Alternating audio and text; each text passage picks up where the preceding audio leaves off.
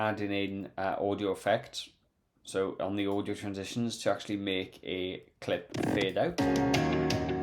There's a few different ways that we can actually do this. So obviously on this one I've added in a audio effect, but we can do this manually. Now if I just zoom in really quickly and we'll go to the end, here we are. So what I'm going to do is I'm going to get rid of this clip that I've put on, and I'm just going to zoom this in a little bit more. And what we're going to do, right click on the audio, go to show clip, and let's just make sure it's on the levels, which it is. So what I'm going to do is I'm going to double click on this. So as you can see, when I double click, it expands. If I double click again, it shrinks. What we're going to do is just drag my cursor over here, and we're going to add in what's called a keyframe. So you can see here, look, add and remove keyframe. So I'm going to click on here and let's put a little dot right by there. Okay, so just put a little dot right by there.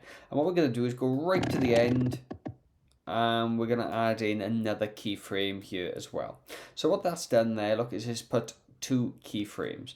And what I can then do is, if I hover over this keyframe, I can click, hold down with the mouse, and just drag down. Now this basically then makes a gradual fade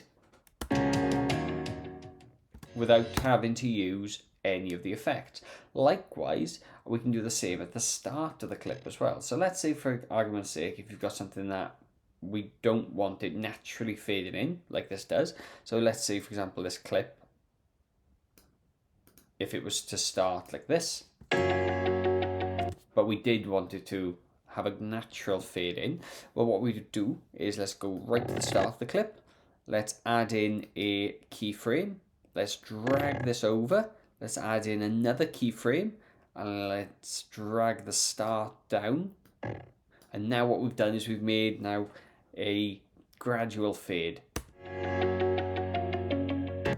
Okay, so that's another alternative if you wanted to add in a fade to your audio without having to use the effect on the side here.